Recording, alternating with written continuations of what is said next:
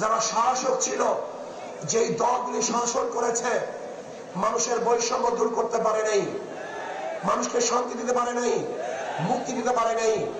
আবারও বৈষম্য দূর করার জন্য আপনারা জানেন 2024 জুলাই আগস্টের আন্দোলনে মানুষ আবারও জীবন দিয়েছে, রক্ত দিয়েছে। মানুষ, হাজারো মানুষ বন্ধুত্বতা গ্রহণ করেছে, অন্ধ হয়েছে, বিকলাঙ্গ হয়েছে। ভেবেছিলাম এবার বৈষম্য দূর হবে, চাঁদা মুক্ত দেশ পাবো, মানুষ শান্তিতে বসবাস করতে পারবে। কিন্তু আমরা কি দেখলাম? 2024 জুলাই আগস্টের আন্দোলনের পরে আবারও খুন, খারাপি, ধর্ষণ, অবিচার, চাঁদাবাজি, জুলুম, অত্যাচার। মানুষ শান্তিতে নাই, মানুষ মুক্তি পায় নাই, চাঁদা মুক্ত দেশ গঠন করতে পারে নাই, আমার মা বোনদের ইজ্জতকে রক্ষা করতে পারে নাই, ব্যবসায়ীদেরকে ব্যবসা করার সুযোগ করে দিতে পারে নাই। আজও বাংলাদেশের হাজারো গরিব না খেয়ে ধুকে ধরে মরছে। আজকে আমাদের বাংলাদেশের মেয়েরা ইজ্জতহানি হচ্ছে। আজকে ব্যবসায়ীরা ব্যবসা করতে পারছে না চাঁদাবাজির কারণে। এই দেশ আমরা চাই নাই, এর জন্য আন্দোলন করি নাই, সংগ্রাম করি নাই। ইনশাআল্লাহ আগামীতে একটা আন্দোলন হবে, যে আন্দোলন হবে চাঁদা মুক্ত আন্দোলন, জালেম মুক্ত আন্দোলন, ধর্ষণ মুক্ত আন্দোলন। সমাজের চাঁদা থেকে বাংলাদেশ উৎখাত করতে হবে ইনশাআল্লাহ। আমরা কি চাই? আগামীতে ইসলাম হুকুমত কায়েম করতে চাই, ইসলাম হুকুমত কায়েম করতে চাই। ইসলাম হুকুমত কায়েম করলে কি হবে? বাংলাদেশের সমস্ত গরিবরা দরিদ্র সীমার উপরে চলে যাবে। ইসলাম হুকুমত হলে আমার মা বোনরা ধর্ষিতা হবে না। ইসলাম হুকুমত হলে খোলা আকাশের নিচে বাংলাদেশের একজন নাগরিক আর ঘুমাতে হবে না। যদি ইসলাম হুকুমত হয়, বস্ত্রহীন একটা মানুষ বাংলাদেশে থাকবে না। যদি ইসলাম হুকুমত হয়, কেউ খাবে কেউ খাবে না, এইটা থাকবে না। কেউ 10 তলায়, কেউ নিচতলায়, এই বৈষম্য থাকবে না। আমাদের বাংলাদেশের প্রত্যেক নাগরিকের অধিকার ফিরিয়ে দেওয়া হবে, সাম্যতা হবে, মানবিক মর্যাদা প্রদান করা হবে, ন্যায় বিচার প্রতিষ্ঠা করা হবে ইনশাআল্লাহ। ইসলাম হুকুমত হয়, বাংলাদেশের একটা টাকাও বিদেশে পাচার হবে না।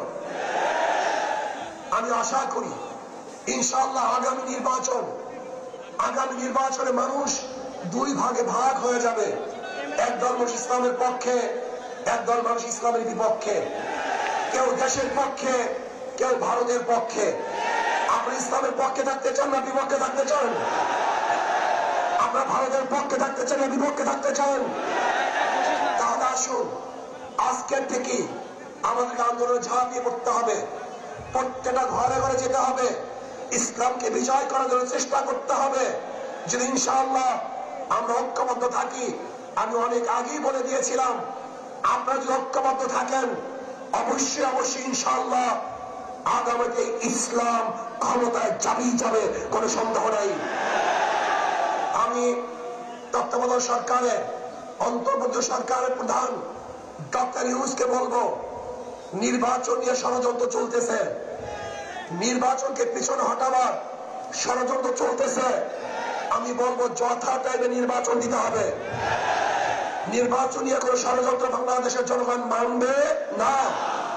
একটা নির্বাচন দিতে হবে, গ্রহণযোগ্য নির্বাচন। যে নির্বাচনের সবাই অংশগ্রহণ করবে, সবার অধিকার সমান থাকবে, কোন গুন্ডা থাকবে না, মাস্তান থাকবে না, ভোট দখল চলবে না, কেন্দ্র দখল চলবে না, কাউকে হুমকি ধুমকি দেওয়া চলবে না। বর্তমান প্রত্যেকের নীত আদর্শ রক্ষা করার জন্য, বাস্তবায়নের জন্য চেষ্টা করবে। সেই সুযোগ, লেভেল প্লেইং ফিল্ড সরকারকে গঠন করতে হবে, সেই পরিবেশ সৃষ্টি করতে হবে। যদি আপনি ব্যর্থ হন, তাহলে বাংলাদেশের জনগণ আপনাকে অবশ্যই ক্ষমা করবে না। আসুন আমরা সম্মিলিত ভাবে আগামী ইসলাম হুকুমত কায়েম করার জন্য আমাদের যা কিছু আছে সব নিয়ে ঝাঁপিয়ে পড়বো। অবশ্যই ইনশাআল্লাহ ইসলাম বিজয় হবে, এদেশের চাঁদাবাজরা আর বিজয় অর্জন করতে পারবে না। আমার আলাইনা ইল্লাল বালাগ। আসসালামু আলাইকুম ওয়া রাহমাতুল্লাহি ওয়া বারাকাতুহু।